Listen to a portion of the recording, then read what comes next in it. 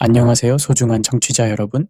어쩌면 여러분도 한 번쯤은 이런 질문을 마음속으로 품어보셨을지도 모르겠습니다. 성경이 정말 하나님의 말씀일까? 결국 사람이 쓴 책 아닌가? 이런 의문은 신앙을 가진 분들에게도 그렇지 않은 분들에게도 자연스럽게 떠오르는 질문입니다. 저는 이 질문이 단순히 지적 호기심에서 나오는 것이 아니라고 생각합니다.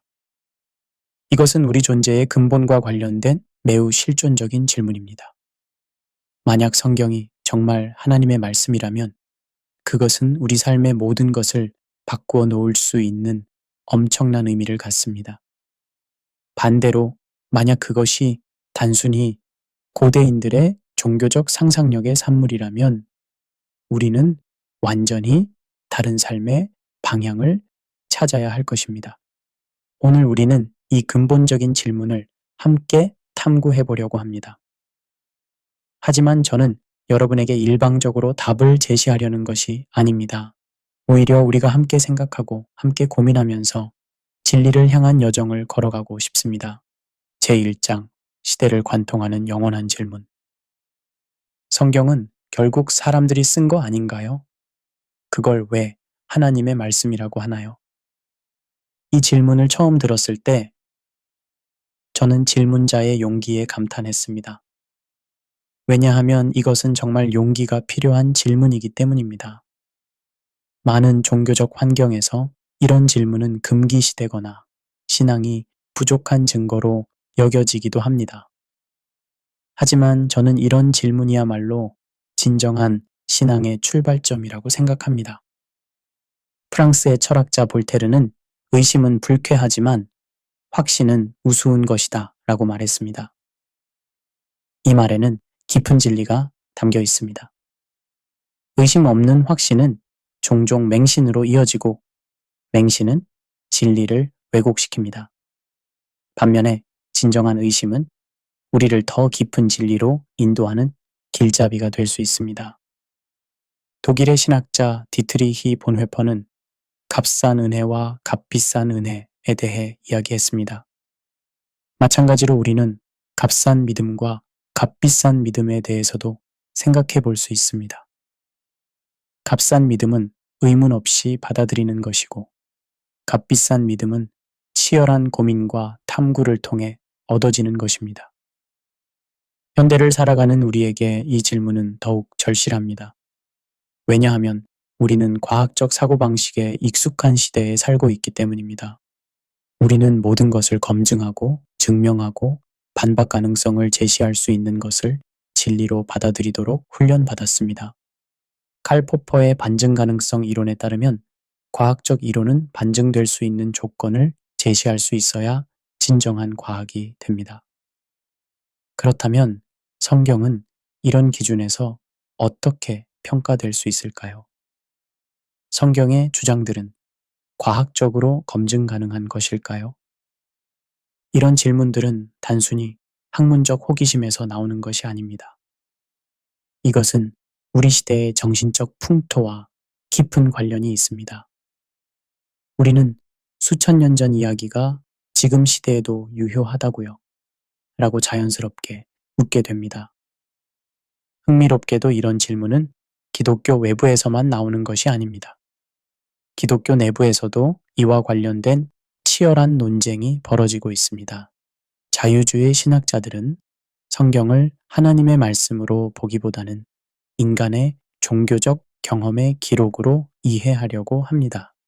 독일의 신학자 루돌프 불트만은 비신화화 작업을 통해 성경의 신화적 요소들을 제거하고 실존적 메시지만을 추출하려고 했습니다.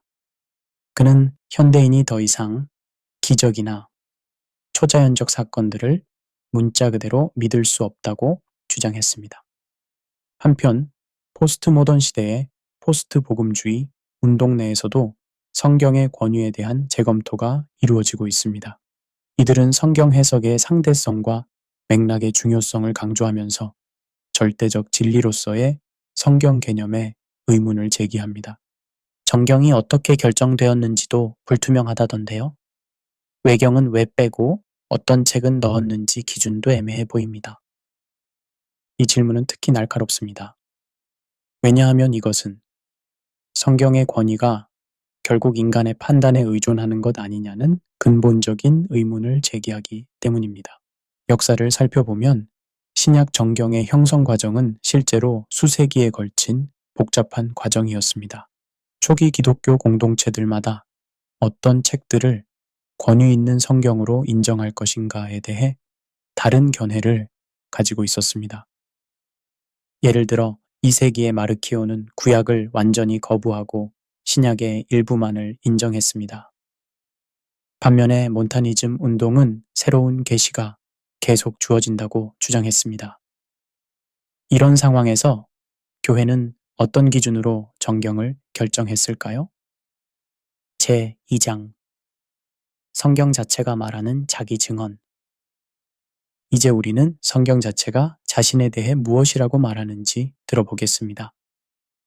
디모데후서 3장 16절에서 사도 바울은 이렇게 말합니다. 모든 성경은 하나님의 감동으로 된 것으로. 여기서 사용된 헬라어 단어 더프뉴스토스는 매우 흥미로운 단어입니다. 이 단어를 직역하면 하나님이 숨을 불어넣으신 이라는 뜻입니다. 마치 하나님이 흙으로 사람을 만드시고 생기를 불어넣어 생명이 되게 하신 것처럼 성경도 하나님이 숨을 불어넣어 살아있는 말씀이 되게 하셨다는 의미입니다. 이것은 단순히 영감을 받았다는 수준을 넘어서는 표현입니다. 우리가 일반적으로 영감을 받은 작품이라고 말할 때의 그런 의미가 아닙니다. 이것은 하나님의 직접적인 창조적 행위를 가리킵니다. 베드로후서 1장 21절에서는 더욱 구체적으로 설명합니다. 예언은 사람의 뜻으로 낸 것이 아니요 오직 성령의 감동하심을 입은 사람들이 하나님께 받아 말한 것임이라. 여기서 주목할 점은 성경이 사람의 뜻으로 낸 것이 아니다 라고 명확히 부정하고 있다는 것입니다. 이것은 성경의 기원이 인간의 종교적 상상력이나 도덕적 통찰에 있지 않다는 선언입니다. 그렇다면 성경 저자들은 어떤 상태에 있었을까요? 그들은 마치 자동 기계처럼 의식을 잃고 기록한 것일까요? 아니면 그들의 인격과 개성은 어떻게 되었을까요? 성경 저자들의 기록을 자세히 살펴보면 흥미로운 사실을 발견할 수 있습니다. 각 저자마다 독특한 문체와 어휘를 사용하고 있습니다. 바울의 글은 논리적이고 체계적이며 요한의 글은 단순하면서도 심오합니다. 누가는 의사답게 정확하고 세밀하며 마태는 유대인의 관점에서 기록했습니다. 이것은 하나님이 각 저자의 인격과 배경, 교육과 경험을 그대로 사용하셨다는 것을 의미합니다. 마치 오케스트라 지휘자가 각 악기의 고유한 음색을 살리면서도 전체적으로 조화로운 교향곡을 만들어내는 것과 같습니다. 이를 신학에서는 유기적 영감이라고 부릅니다. 하나님은 인간 저자들의 개성을 억압하거나 무시하지 않으시면서도 그들을 통해 오류 없는 진리를 전달하셨습니다. 이것은 인간의 이해를 넘어서는 신비로운 과정입니다. 생각해 보세요. 만약 하나님이 직접 하늘에서 음성으로 말씀하신다면 우리가 그것을 이해할 수 있을까요? 무한하신 하나님의 사상을 유한한 인간이 어떻게 받아들일 수 있겠습니까? 하나님은 우리의 한계를 아시고 우리가 이해할 수 있는 언어와 개념, 그리고 문화적 맥락을 사용해서 진리를 전달하셨습니다. 마치 부모가 어린아이에게 복잡한 개념을 아이의 수준에 맞춰 설명하는 것과 같습니다.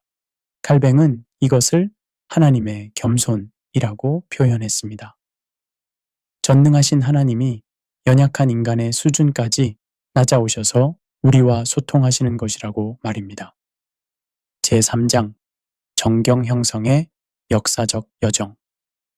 구약 정경의 형성 과정을 살펴보면 매우 흥미로운 사실들을 발견할 수 있습니다. 예수님 시대에 이미 히브리 성경은 확고한 형태로 존재하고 있었습니다. 예수님 자신도 구약을 기록된 하나님의 말씀으로 여러 차례 인용하셨습니다. 마태복음 22장 31절에서 예수님은 하나님이 너희에게 말씀하신 바라고 하시면서 출애굽기의 말씀을 인용하십니다. 누가복음 24장 44절에서는 모세의 율법과 선지자의 글과 시편에 나를 가리켜 기록된 모든 것이 이루어져야 하리라고 말씀하십니다. 이것은 예수님 당시에 이미 율법서, 예언서, 성문서의 3분법적 구조가 확립되어 있었음을 보여줍니다. 예수님은 이 구조를 당연하게 받아들이시고 권위 있는 하나님의 말씀으로 인정하셨습니다. 신약 정경의 형성 과정은 좀 더 복잡합니다. 하지만 이 과정을 자세히 살펴보면 이것이 인위적인 조작이나 정치적 결정이 아니라 성령의 인도하심 아래 이루어진 자연스러운 인식 과정이었음을 알 수 있습니다. 초기 교회는 어떤 책들을 성경으로 받아들일 것인가를 결정할 때 4가지 기준을 사용했습니다. 첫째, 사도성입니다. 이 책이 사도나 사도의 직계 제자에 의해 기록되었는가 하는 것입니다. 이것은 예수님의 직접적인 증인들의 증언을 중시한다는 의미입니다. 둘째, 정통성입니다. 이 책의 내용이 이미 확립된 복음의 핵심 메시지와 일치하는가 하는 것입니다. 이것은 초기 기독교의 신앙 고백과 일치성을 검증하는 기준이었습니다. 셋째, 보편성입니다. 이 책이 특정 지역이 아니라 모든 교회 공동체에서 받아들여지고 있는가 하는 것입니다. 이것은 지역적 편견을 배제하고 전체 교회의 일치된 인식을 중시한 것입니다. 넷째, 영감된 권위입니다. 이 책이 실제로 신자들의 삶을 변화시키고 영적 생명을 일으키는 능력이 있는가 하는 것입니다. 니케아 공의회, 라오디게아 공의회, 카르타고 공의회 등에서 정경이 공식적으로 확인되었습니다. 하지만 이것은 교회가 성경의 권위를 만들어낸 것이 아닙니다. 오히려 이미 성도들 사이에서 하나님의 말씀으로 받아들여지고 있던 책들을 공적으로 확인하고 목록화한 것입니다. 이것은 마치 국가가 금의 가치를 만들어내는 것이 아니라 이미 존재하는 금의 가치를 공적으로 인정하고 보증하는 것과 같습니다. 성경의 권위는 교회의 결정에서 나온 것이 아니라 성경 자체에 내재된 하나님의 권위에서 나온 것입니다. 정경 형성 과정을 살펴보면서 우리가 놀라게 되는 것은 이 과정의 일관성과 안정성입니다. 수많은 정치적 변동과 신학적 논쟁 속에서도 정경의 목록은 놀랍도록 안정적으로 유지되었습니다.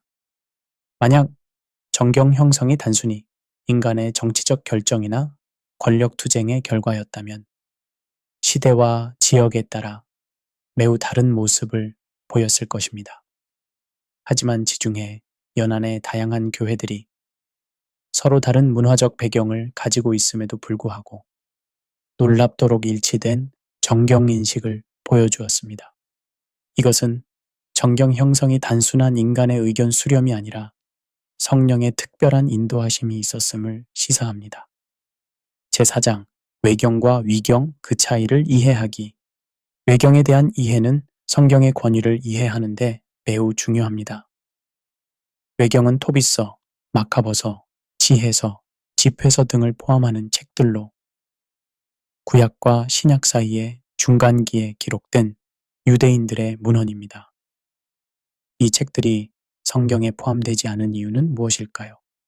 먼저 역사적 관점에서 살펴보겠습니다. 유대교의 전통에서 외경은 정경으로 간주되지 않았습니다. 팔레스타인의 유대인들은 외경을 종교적 교육서나 역사서 정도로 여겼지 모서경이나 예언서와 같은 권위를 부여하지 않았습니다. 더 중요한 것은 예수님과 사도들의 태도입니다. 신약 성경에는 구약의 수많은 인용문이 나오지만 외경에서 인용한 구절은 단 한 번도 나오지 않습니다. 이것은 예수님과 사도들이 외경을 정경과 동일한 권위를 가진 것으로 보지 않았음을 의미합니다. 외경의 내용을 자세히 살펴보면 성경의 핵심 교리와 충돌하는 부분들을 발견할 수 있습니다. 예를 들어 마카버하서에는 죽은 자를 위한 기도와 제사에 대한 기록이 나옵니다. 이것은 연옥 교리의 근거로 사용되기도 했지만 이는 성경의 다른 부분과 일치하지 않습니다. 토비서에는 천사 라파엘이 거짓말하는 장면이 나옵니다. 하지만 성경은 하나님과 천사들이 거짓말하지 않는다고 일관되게 가르칩니다. 이런 내용적 충돌은 외경이 성경과 동일한 권위를 가질 수 없음을 보여줍니다. 또한 외경에는 역사적 오류들도 발견됩니다. 예를 들어 유디서는 느부갓네살을 아수르의 왕으로 기록하고 있지만 실제로 그는 바벨론의 왕이었습니다. 위경은 외경보다 더 문제가 많은 책들입니다. 이 책들은 애초부터 거짓 저자 명의로 유포된 것들입니다. 도마복음, 베드로복음, 마리아복음 등이 대표적인 예입니다. 이런 책들은 대부분 이에서 4세기에 영지주의나 다른 이단 그룹들에 의해 기록되었습니다. 그들은 자신들의 사상에 권위를 부여하기 위해 사도들의 이름을 빌려 썼습니다. 도마복음을 예로 들어보겠습니다. 이 책에는 여자가 구원받으려면 남자가 되어야 한다는 식의 내용이 나옵니다.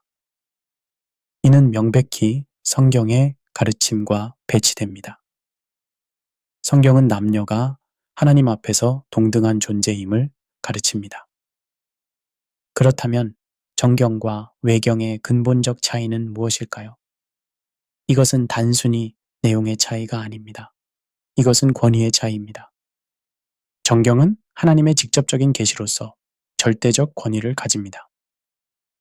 반면 외경은 인간의 종교적 통찰이나 역사적 기록으로서 상대적 가치를 가질 뿐입니다. 이것을 좀 더 구체적으로 설명해 보겠습니다. 외경에도 분명히 도덕적 교훈이나 역사적 정보가 담겨 있습니다. 마카버서는 유대인의 저항 정신을 잘 보여주고 집회서에는 지혜로운 잠언들이 많이 나옵니다.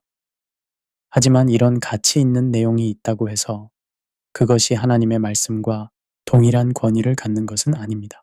비유적으로 말하면 정경은 헌법과 같고 외경은 일반 법률이나 교육서와 같습니다.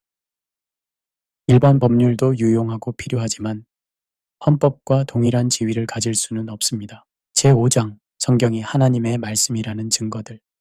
성경이 하나님의 말씀이라는 증거 중 하나는 그 놀라운 역사적 일관성입니다. 성경은 약 1600년에 걸쳐 40여 명의 서로 다른 저자들에 의해 기록되었습니다.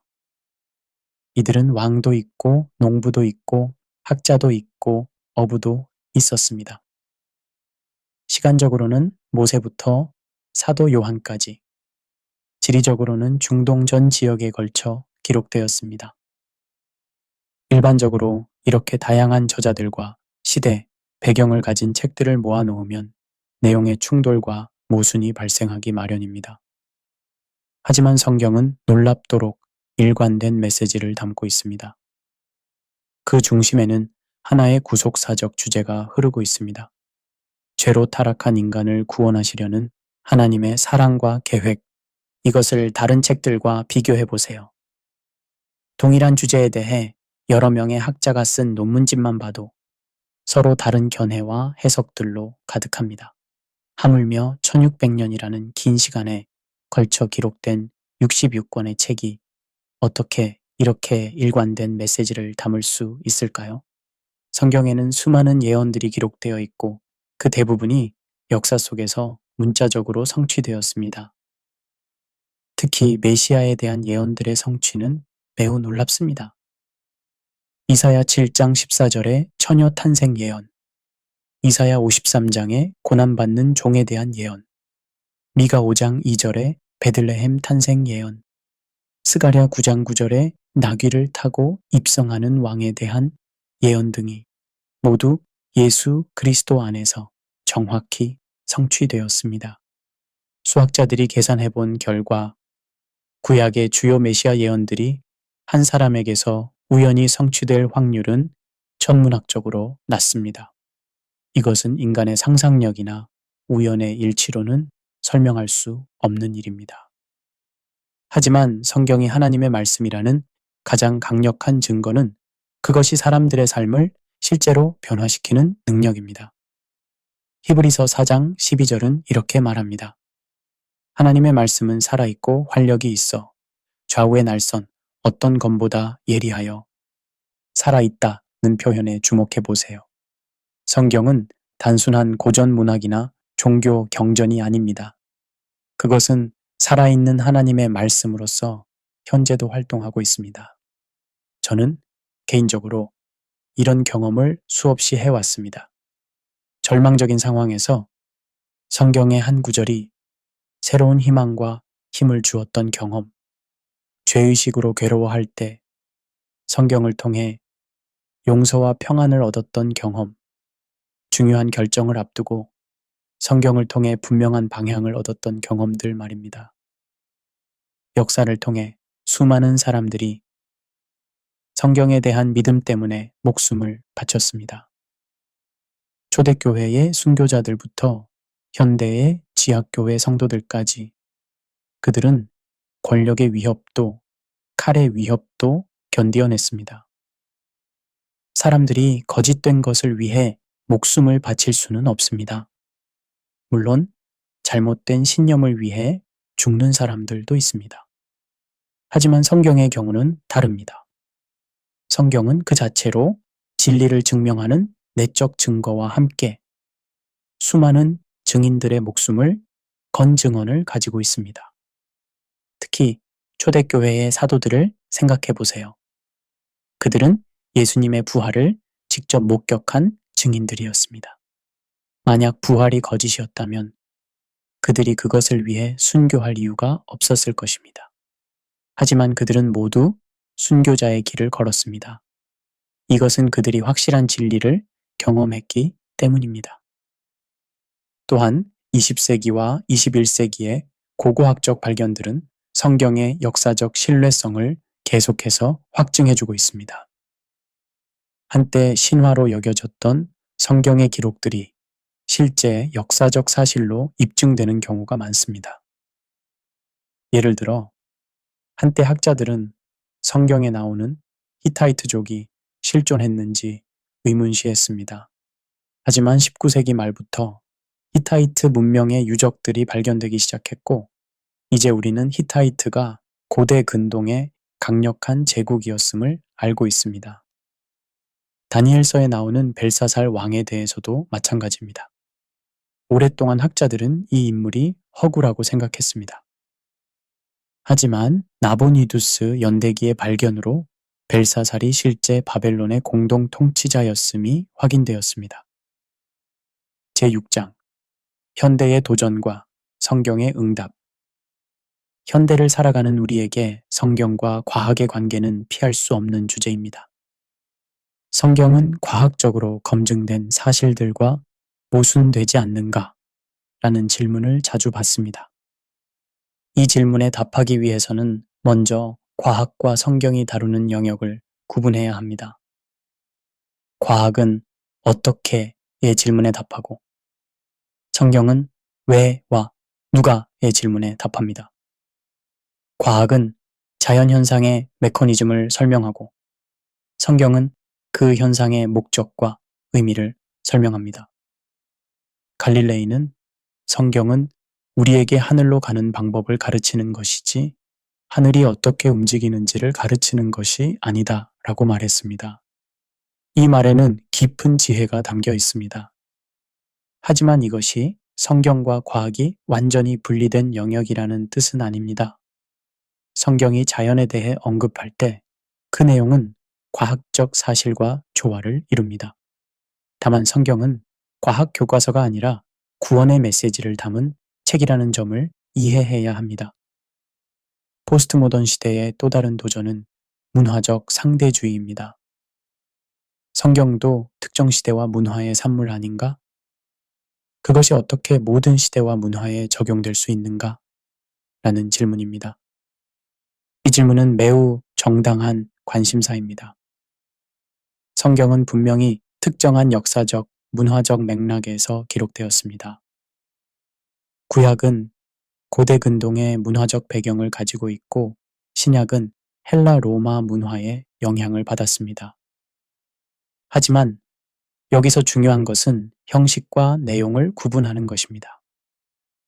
성경의 문화적 형식은 시대적 배경을 반영하지만 그 안에 담긴 영적 진리는 초시대적입니다. 예를 들어 성경에서 여자들이 머리에 수건을 쓰라는 교훈은 1세기 고린도의 특정한 문화적 상황을 반영합니다.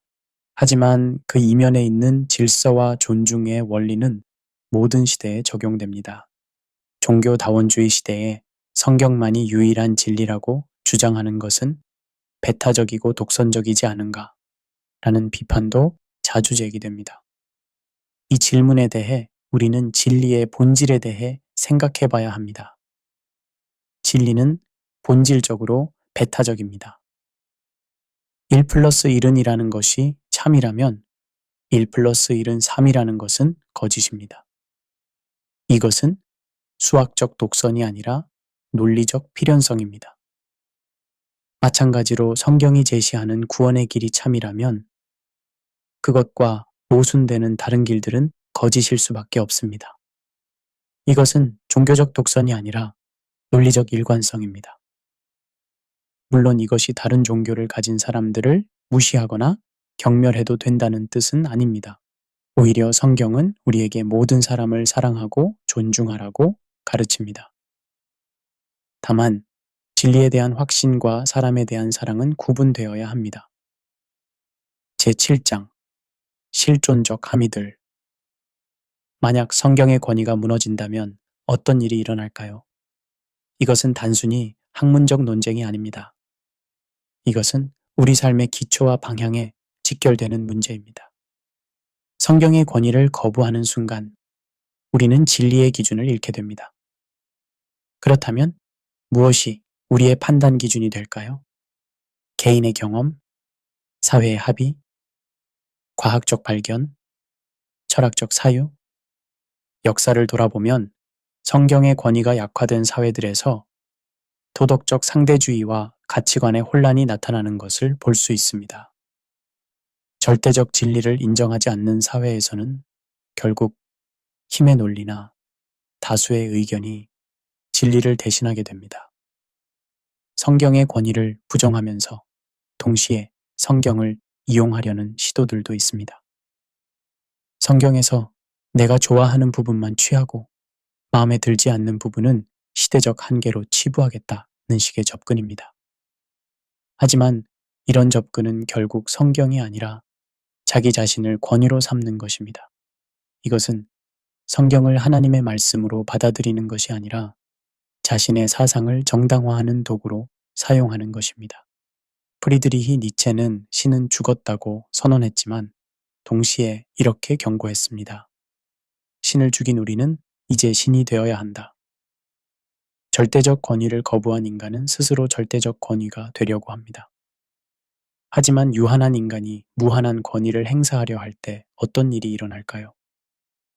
성경의 권위를 인정하는 것은 인간의 자유와 자율성을 제한하는 것 아닌가? 라는 질문을 받기도 합니다. 하지만 이것은 자유에 대한 피상적 이해에서 나온 질문입니다. 진정한 자유는 무제한적 선택권이 아닙니다. 피아니스트의 자유는 피아노의 구조와 음악의 법칙을 무시하는 데 있지 않습니다.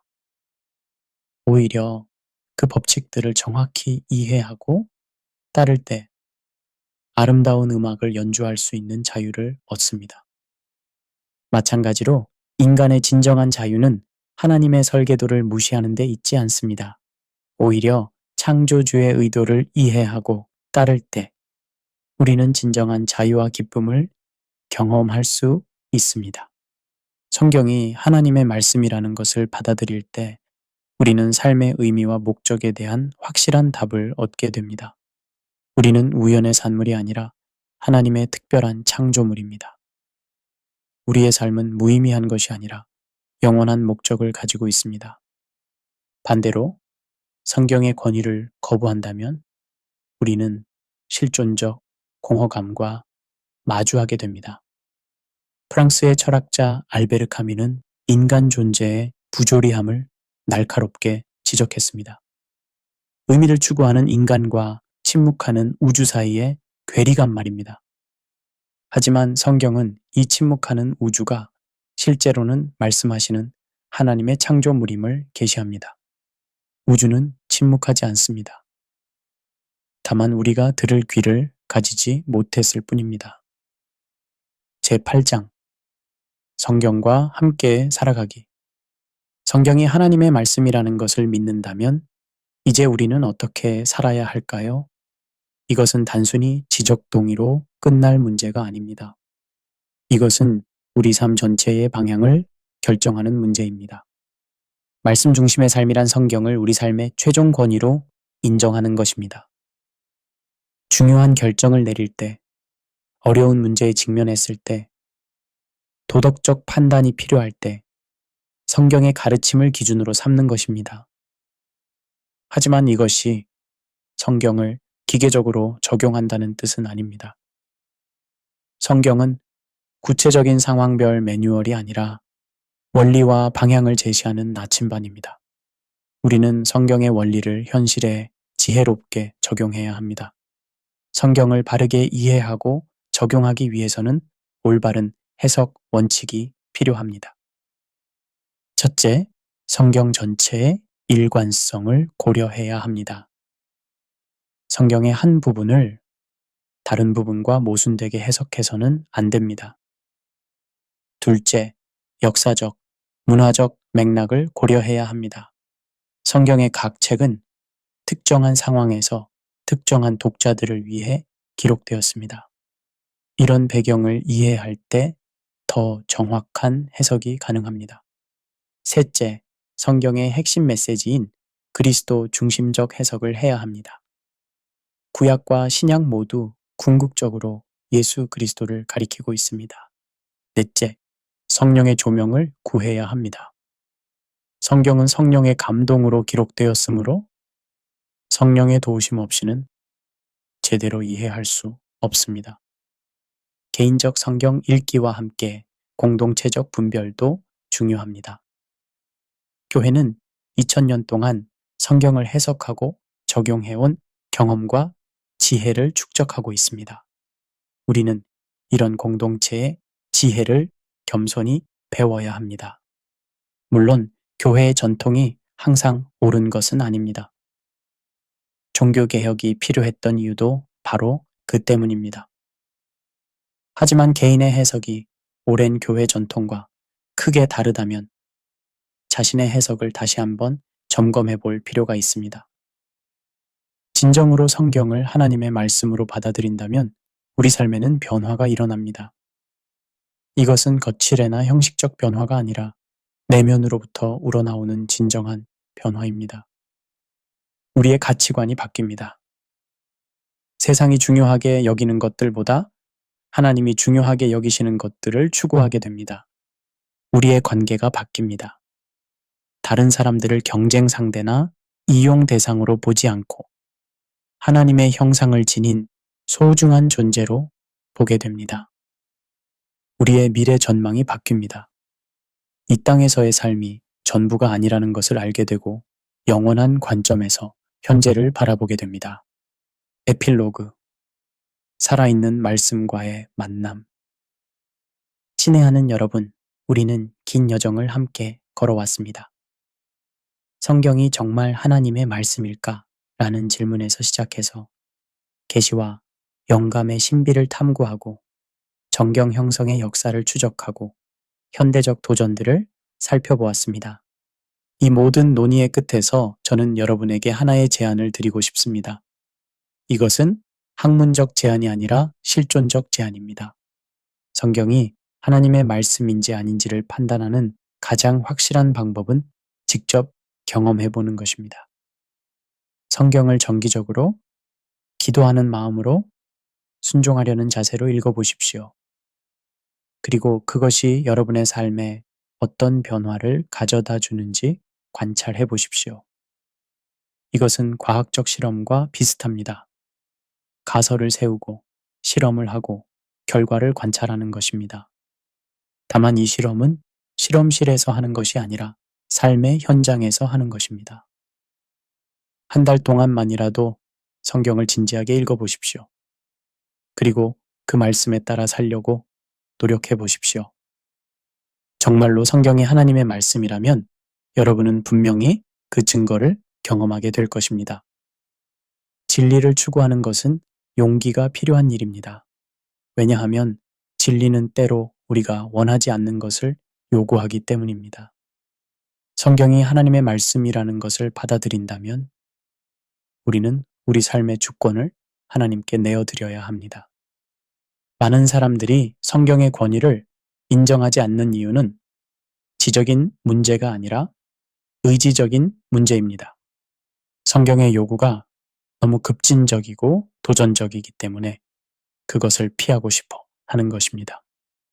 하지만 진정한 용기는 편안한 거짓보다 불편한 진리를 선택하는 것입니다. 만약 성경이 정말 하나님의 말씀이라면 그것을 무시하는 것이야말로 가장 위험한 선택일 것입니다. 저는 이 시간이 끝나면서 여러분을 하나의 만남으로 초대하고 싶습니다. 성경이라는 책과의 만남이 아니라 성경을 통해 말씀하시는 하나님과의 만남으로 말입니다. 성경은 결국 하나님이 우리에게 보내신 러브레터입니다. 그 안에는 우리를 향한 하나님의 사랑이 담겨 있고 우리를 구원하시려는 하나님의 계획이 기록되어 있습니다. 그리고 그 중심에는 예수 그리스도가 계십니다. 요한복음 17장 17절에서 예수님은 이렇게 기도하셨습니다. 아버지의 말씀은 진리니이다. 이것은 단순한 명제가 아니라 초대입니다. 진리이신 하나님을 만나라는 초대입니다. 하나님의 말씀은 살아있고 활력이 있어 좌우의 날선 어떤 검보다 예리하여 혼과 영과 및 관절과 골수를 찔러 쪼개기까지 하며 또 마음의 생각과 뜻을 판단하나니 이 말씀에서 살아있고 라는 표현에 주목해 보십시오. 성경은 죽은 문자가 아닙니다. 그것은 지금 이 순간에도 살아서 역사하는 하나님의 말씀입니다. 여러분이 성경을 읽을 때마다 하나님은 그 말씀을 통해 여러분과 대화하기를 원하십니다. 여러분의 상황과 필요에 맞는 말씀을 주시고 여러분의 마음을 치유하시고 여러분의 길을 인도하시기를 원하십니다. 시편 109편 160절에는 이렇게 확신합니다. 주의 말씀은 다 진리이며 주의 의로운 모든 규례는 영원하리이다. 이것이 성경에 대한 우리의 고백이 되기를 바랍니다. 성경은 부분적 진리가 아니라 완전한 진리입니다. 시대를 초월한 영원한 진리입니다. 이 고백은 맹신에서 나오는 것이 아닙니다. 이것은 치열한 탐구와 진지한 경험을 통해 얻어진 확신입니다. 이것은 수많은 성도들이 삶으로 증명해온 살아있는 고백입니다. 이제 여러분에게 질문을 던집니다. 이 질문은 제가 처음에 받았던 그 질문의 다른 버전입니다. 성경이 하나님의 말씀이 아니라면 과연 무엇이 우리에게 진리를 말해줄 수 있을까요? 성경이 하나님의 말씀이 아니라면 과연 우리는 어디서 삶의 의미와 목적을 찾을 수 있을까요? 성경이 하나님의 말씀이 아니라면 과연 누가 우리에게 영원한 소망을 줄 수 있을까요? 이 질문들에 대한 답을 찾아가는 여정에서 여러분이 성경을 통해 살아계신 하나님을 만나게 되기를 간절히 소망합니다. 성경은 사람이 쓴 책이 아닙니다. 하나님이 인간을 통해 기록하게 하신 살아있는 계시의 기록입니다. 이것이 지난 2000년 동안 수많은 사람들의 삶을 변화시켜온 진리이고 오늘도 여러분의 삶을 변화시킬 수 있는 능력 있는 하나님의 말씀입니다. 여러분의 삶에서 이 진리가 생생하게 경험되기를 축복합니다. 감사합니다.